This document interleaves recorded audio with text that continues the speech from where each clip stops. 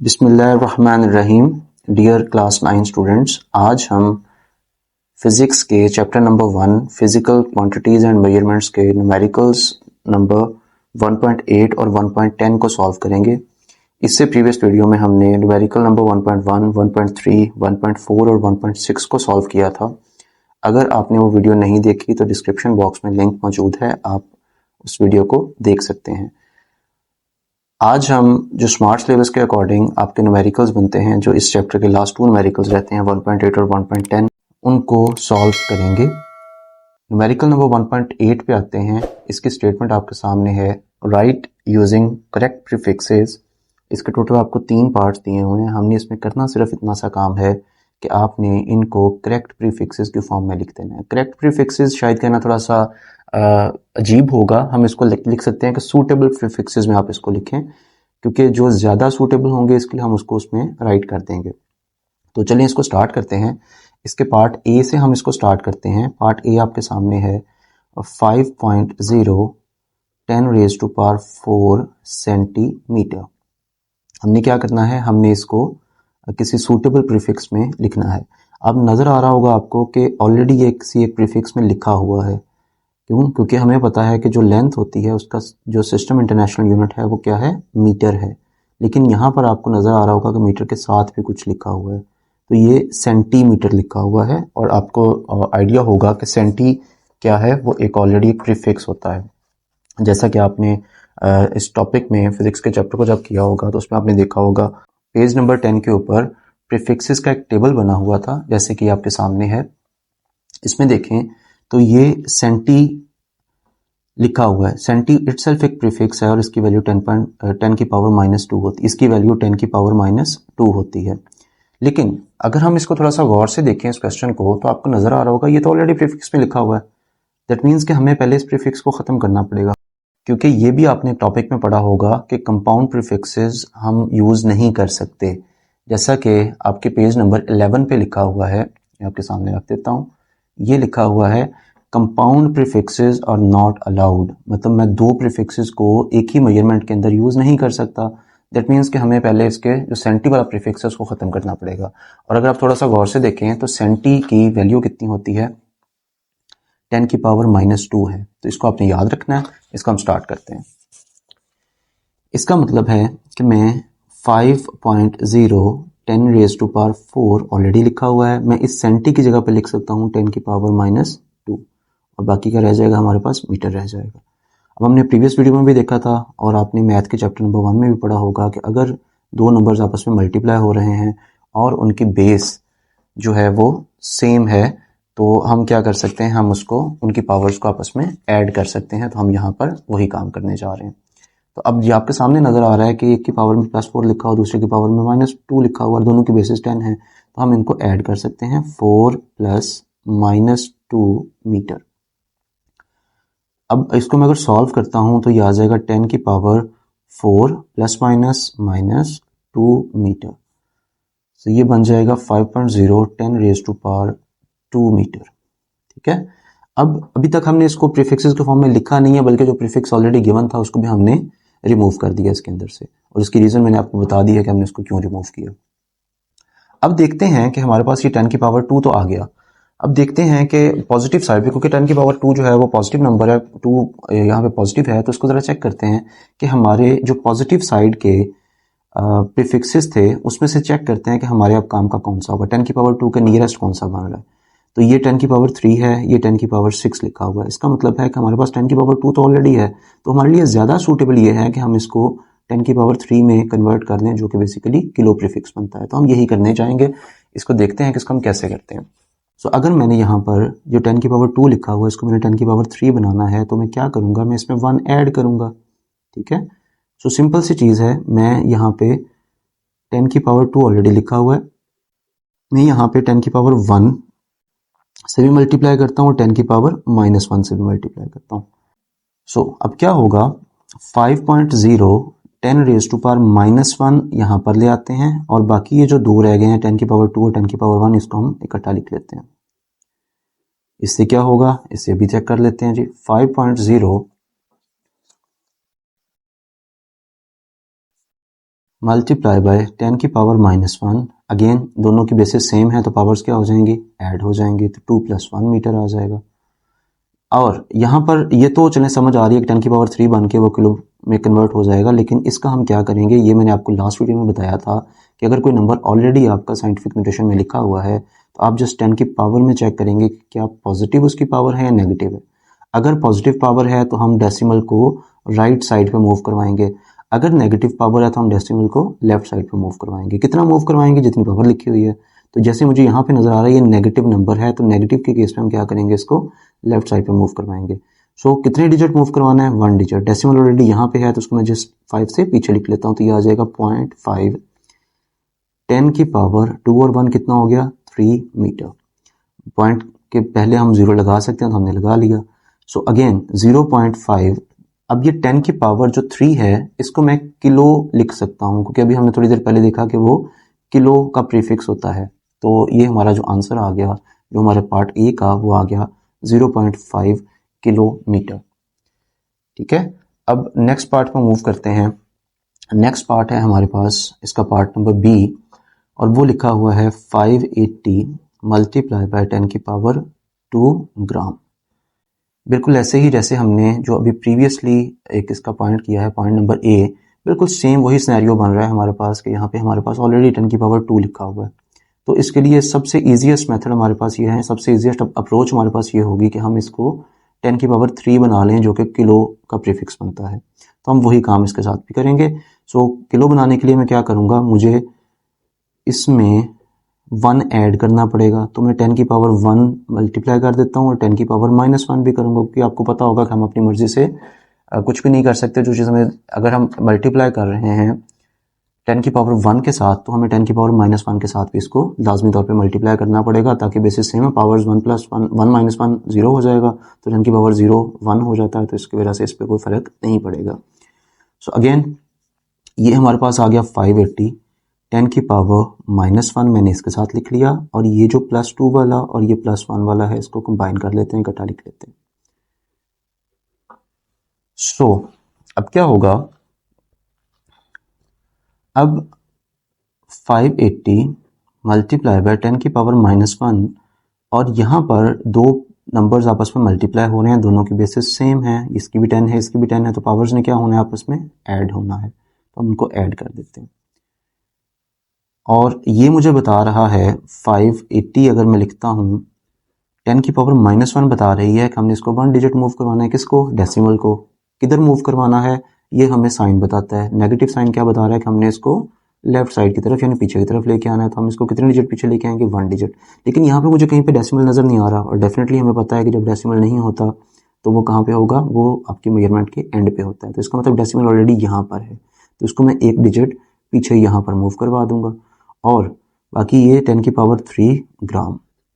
सो अब हमारे पास जो डेसिमल है वो यहाँ पर आ चुका है, तो उसको मैं लिख सकता हूँ 58 10 की पावर 3 ग्राम। और 10 की पावर 3 कौन सा प्रीफिक्स होता है, बिल्कुल किलो, तो हम इसको लिखेंगे 58 किलोग्राम। तो ये आपके पार्ट नंबर बी का जो आंसर आ गया। पार्ट नंबर सी आपके सामने लिखा हुआ है 45 मल्टीप्लाई बाय 10 की पावर -4। अब अगेन हमारे पास ये 10 की पावर में -4 है, तो हम देखेंगे कि हमने किस प्रीफिक्स में इसको लेके जाना है।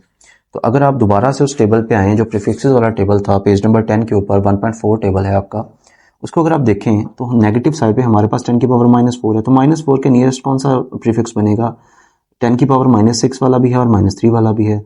अब मोस्ट प्रोबेबली जो हमें सूटेबल लग रहा है वो 10 की पावर -3 वाला लग रहा है, जो कि मिली है। तो इसका मतलब है कि हम इसको 10 की पावर -3 में कन्वर्ट कर रहे होंगे, तो चलिए इसको कर लेते हैं। अगर आप इसको थोड़ा सा गौर से देखें तो 10 की पावर -4 को -3 बनाने के लिए मुझे क्या करना पड़ेगा, मुझे इसके अंदर 1 ऐड करना पड़ेगा, +1।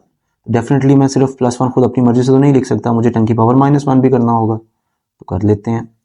अच्छा, अब क्या करेंगे, 45 मल्टीप्लाई बाय, दोनों की बेसिस सेम है, तो बेसिस सेम होने पे क्या होता है, आपकी जो पावर्स हैं वो ऐड हो जाती हैं, तो -4 +1 हो जाएगा, और ये 10 की पावर -1 वैसे के वैसे नीचे आ जाएगा। सो अब क्या करेंगे, 45 इसके साथ में ये वाला 10 की पावर -1 लिख लेता हूँ, क्योंकि एक्स्ट्रा बचा हुआ है, और ये जो है 10 की पावर प्लस माइनस माइनस 4 में से 1 माइनस करेंगे 3 आएगा, और ग्रेटर नंबर जो कि 4 है उसका साथ माइनस है तो हम इसके साथ भी माइनस का साइन यूज़ करेंगे। अगेन अब ये हमें बता रहा है 10 की पावर -1 कि हमने डेसिमल को 1 डिजिट मूव करवाना है। किधर मूव करवाना है? चूंकि नेगेटिव लिखा हुआ है तो हम इसको लेफ्ट साइड पर मूव करवाएंगे, पॉजिटिव की केस में हम इसको राइट साइड पर मूव करवाते हैं। तो इसको हम 1 डिजिट लेफ्ट साइड पर मूव करवा लेते हैं। ऑलरेडी डेसिमल मुझे नज़र नहीं आ रहा, मतलब एंड पे लिखा होगा यहाँ पे 5 के बाद, तो इसको मैं एक डिजिट पीछे ले जाऊँगा तो ये आ जाएगा 4.5 10⁻³ सेकेंड।